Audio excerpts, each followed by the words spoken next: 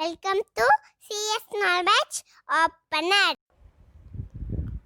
In the last session, we have discussed about list and tuples. So in today's class, we are going to discuss about data abstraction in structure. So this is the last topic in the chapter 2, abstraction. So before discussing about structure, we are just going to discuss about what is list and how we are using the list in data abstraction. So in the first point, they have given that list allow data abstraction in that you can give a name to a set of memory cells. So list is also allowing the data abstraction, so which will give the name to a set of memory cells. So it is going to give a name. So over listல இருக்க ஒவ்வொரு வேல்யூக்கு அது ஒரு name கொடுக்க போகுது. By using that we are going to access the values in the list. So லிஸ்ட்டுக்குள்ளே for example நான் 4 colour கொடுக்க போகிறேன்னு பார்த்தீங்கன்னா அந்த 4 கலரையும் ஒரே லிஸ்ட்டில் தான் கொடுக்க போகிறேன். அந்த 4 கலருக்கும் நான் கொடுக்குற வேரியபிள் நேம் அப்படின்றது லிஸ்ட்டோட நேம் அப்படின்றது ஒன்று தான்.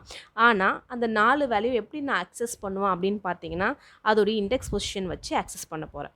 ஸோ இதுக்கு எல்லாத்துக்கும் நான் டிஃப்ரெண்ட் நேம் கொடுக்கணுமான்னு கேட்டால் நார்மலாக நான் கொடுக்கணும் அப்படின்னு 4 வேரியபிள்ஸு 4 வேல்யூஸ் நான் அசைன் பண்ணணும்னு பார்த்தா அந்த 4 வேல்யூஸ்க்கு நான் என்ன பண்ணணும், 4 வேரியபிள் நேம் கொடுக்கணும். இதுவே நான் லிஸ்ட் யூஸ் பண்ணேன்னா நான் 4 வேரியபிள்ஸ் நேம்ஸ் யூஸ் பண்ண தேவை கிடையாது. அதுக்கு பதில் நான் என்ன பண்ணுவேன், ஒரே நேம் தான் கொடுப்பேன். லிஸ்ட்டுக்கு ஒரே ஒரு நேம் தான் கொடுப்பேன். அதில் நான் எத்தனை வேல்யூஸ் வேணால் யூஸ் பண்ணிப்பேன். அந்த ஒவ்வொரு வேல்யூஸும் அதோடைய பொசிஷனை வச்சு நான் என்ன பண்ணிக்குவேன், அக்சஸ் பண்ணிப்பேன். ஸோ இதை தான் நான் முன்னாடியே சொல்லியிருக்கேன்.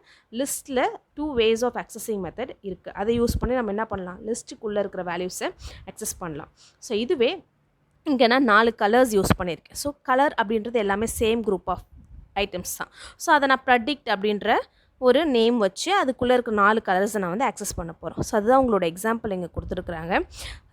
Instead of using 4 separate variables colour 1, colour 2, colour 3 and colour 4, you can use a single variable predict as list. So 4 கலருக்கும் 4 வேரியபிள் நேம் கொடுக்கறத விட நம்ம ப்ரெடிக்ட் அப்படின்ற ஒரே ஒரு நேம் அதுக்குள்ளே லிஸ்ட்டு வச்சு நம்ம என்ன பண்ணலாம், 4 கலர்ஸையும் அக்சஸ் பண்ணலாம். So predict is equal to red, blue, green and green. So இது ப்ரெடிக்ட் அப்படின்ற லிஸ்ட்டுக்குள்ளே 4 கலர்ஸையும் நான் கொடுத்துட்டேன். ஸோ அதை ஸ்கொயர் ப்ராக்கெட்குள்ளே அந்த லிஸ்ட் ஆஃப் வேல்யூஸை நான் ரெப்ரசென்ட் பண்ணியிருக்கேன். ஒவ்வொரு வேல்யூஸையும் கமாஸ் யூஸ் பண்ணி செப்பரேட் பண்ணியிருக்கேன். ஸோ இது 4மே கலர்ஸ் அப்படின்றதால நான் ஈஸியாக ஒவ்வொரு வேல்யூவும் அக்சஸ் பண்ணிக்கலாம்.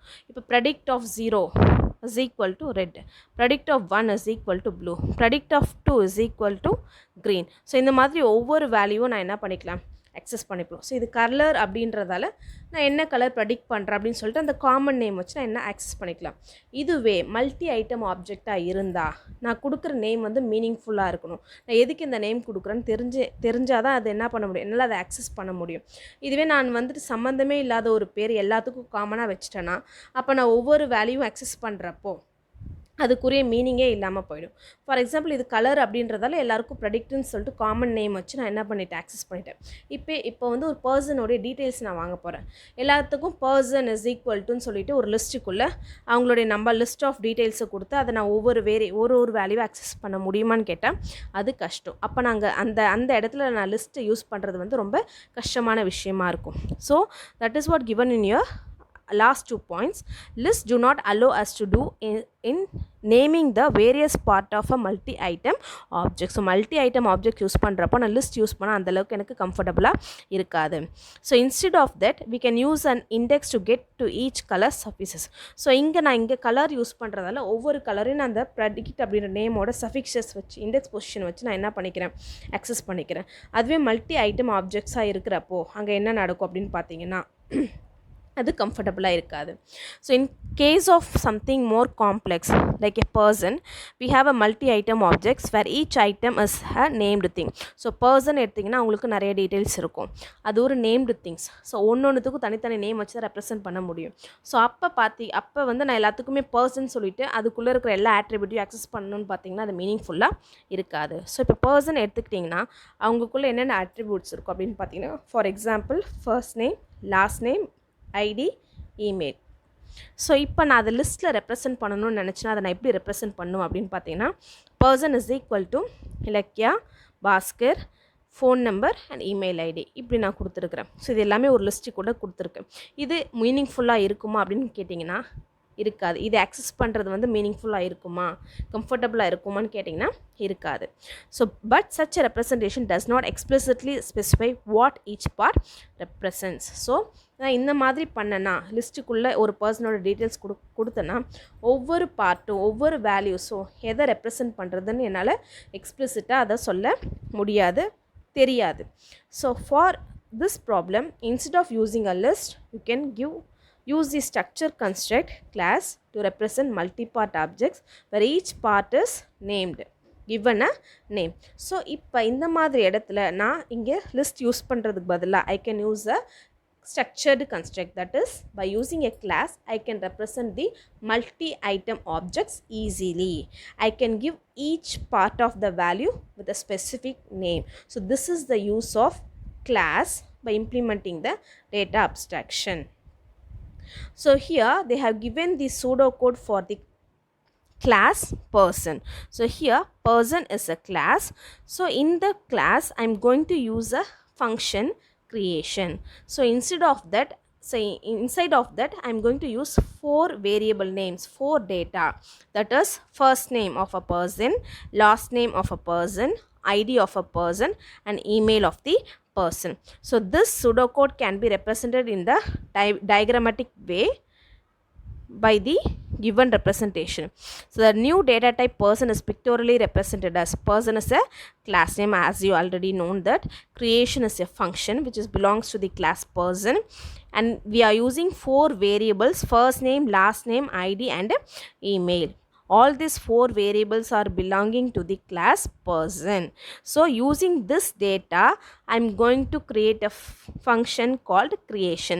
This creation function is going to use these 4 data and work out the function. So without these data the function cannot work. So by using these data the function make use of the data and it will be helpful to make us a class. Class is a combination of data and function, as you already know. So இதில் இந்த main ஃபங்க்ஷனுக்குள்ளே நம்ம என்னென்ன பண்ண போகிறோம் அப்படின்னு பார்த்தீங்கன்னா P1 is equal to person. So இங்கே நான் என்ன க்ரியேட் பண்ணுறேன்னு பார்த்தீங்கன்னா P1 அப்படின்றது ஒரு ஆப்ஜெக்ட். இது எதோட ஆப்ஜெக்ட் பார்த்தீங்கன்னா person அப்படின்ற கிளாஸோடைய ஆப்ஜெக்ட். ஸோ இந்த கிளாஸுக்குள்ளே நான் வந்து 4 வேரியபிள் யூஸ் பண்ண போகிறேன் அண்ட் ஃபங்க்ஷனையும் யூஸ் பண்ண போகிறேன். ஸோ இது எல்லாத்தையுமே நான் எதை வச்சு ஆக்சஸ் பண்ணுவோம் அப்படின்னு பார்த்தீங்கன்னா என்னோடய ஆப்ஜெக்ட் வச்சு தான் நான் ஆக்சஸ் பண்ண போகிறேன். ஸோ என்னோடய ஆப்ஜெக்டோட பேர் என்ன அப்படின்னு பார்த்தீங்கன்னா P1. ஸோ ஃபஸ்ட் நேமுக்கு நான் ஒரு வேல்யூ கொடுத்துருக்கேன் பத்மஸ்ரீ, லாஸ்ட் நேமுக்கு நான் ஒரு வேல்யூ கொடுத்துருக்குறேன் பாஸ்கர், ஐடிக்கு நான் ஒரு வேல்யூ கொடுத்துருக்குறேன் அண்ட் இமெயிலுக்கு வந்து ஒரு வேல்யூ நான் கொடுத்துருக்கேன். ஸோ இந்த மாதிரி ஒவ்வொரு வேல்யூக்கும் அதுக்குரிய நேமிங்கை நான் இங்கே கொடுத்துருக்கேன். ஸோ இதுதான் வந்துட்டு base way of representing the class in data abstraction. So idhila person, as I already said that person is a class, P1 is an object. So using the P1 object I am going to access the data members and member functions of the class. So I can create any number of objects for a class. So ஒரு கிளாஸுக்கு எத்தனை object வேணுமே நான் என்ன பண்ணிக்கலாம், create பண்ணிக்கலாம். I can use of the class. அடுத்து a class defines a data abstraction by grouping related data items. So ஒரு கிளாஸ்னால என்னது, அதுக்குள்ளே நிறைய ஐட்டம்ஸ் குரூப் பண்ணியிருப்போம். அது மேபி டேட்டாவாக இருக்கலாம், இல்லை ஒரு ஃபங்க்ஷனாக இருக்கலாம். ஸோ இது எல்லாமே குரூப்பிங் பண்ணுறது தான் என்னது கிளாஸ். ஸோ கிளாஸ் மூலிமா நான் எதை இம்ப்ளிமெண்ட் பண்ணுறேன், டேட்டா அப்ஸ்ட்ராக்ஷனை இம்ப்ளிமெண்ட் பண்ணுறேன். ஸோ இதில் class is not just a data, it has a function defined with it. So கிளாஸ்க்குள்ளே டேட்டா மட்டும், அதாவது ப்ராப்பர்ட்டிஸ் மட்டும், ஆட்ரிபியூட்ஸ் மட்டும் இருக்காது, அதுக்குள்ளே நிறைய ஃபங்க்ஷன்ஸ் இருக்கும். அந்த ஃபங்க்ஷன்ஸ் அந்த டேட்டாவை யூஸ் பண்ணி ஒர்க் பண்ண நான் முன்னாடியே சொல்லிட்டேன். ஸோ அந்த ஃபங்க்ஷன் தான் என்னன்னு சொல்கிறாங்கன்னா சபார்டினேட் ஆஃப் கிளாஸ் அப்படின்னு சொல்லிட்டு சொல்கிறாங்க. ஸோ அந்த கிளாஸ்க்குள்ளே என்னென்ன வேலையை செய்யணும் அப்படின்றத யார் சொல்லுவான்னு பார்த்தீங்கன்னா அந்த ஃபங்க்ஷன் தான் சொல்லுவாள். So we say such function or subordinate to the class because their job is to do things with the data of the class. So அப்போ கிளாஸ்க்குள்ளே நம்ம என்ன பண்டில் பண்ணி வச்சுருக்கோம் அப்படின்னு பார்த்தீங்கன்னா டேட்டாவையும் ஃபங்க்ஷனையும் பண்டில் பண்ணி டுகெதராக கம்பைன் பண்ணி வச்சுருக்கோம். So that is therefore we can define a class as a bundled data and the function that works on the data. So class is a bundling of data and function. So இப்போது இது மூலிமா நம்ம class மூலிமா என்ன நம்ம understand பண்ணிக்கிட்டோம் அப்படின்னு பார்த்தீங்கன்னா டேட்டா அப்ஸ்ட்ராக்ஷனை எவ்வளோ அழகாக நம்ம சொல்கிறோம் அப்படின்றது தான் சொல்கிறாங்க. From all the above example and explanation one can conclude the beauty of data abstraction is that we can treat a complex data in a very simple way. So எவ்வளோ பெரிய காம்ப்ளெக்ஸான விஷயமா இருந்தாலும் அதை நம்ம சிம்பிளாக டேட்டா அப்ஸ்ட்ராக்ஷன் மூலிமா represent பண்ணலாம். ஸோ எக்ஸாம்பிள் தான் என்னென்னு சொல்கிறாங்க, class. So this is the about data abstraction. With this, we'll conclude this lesson. Thank you.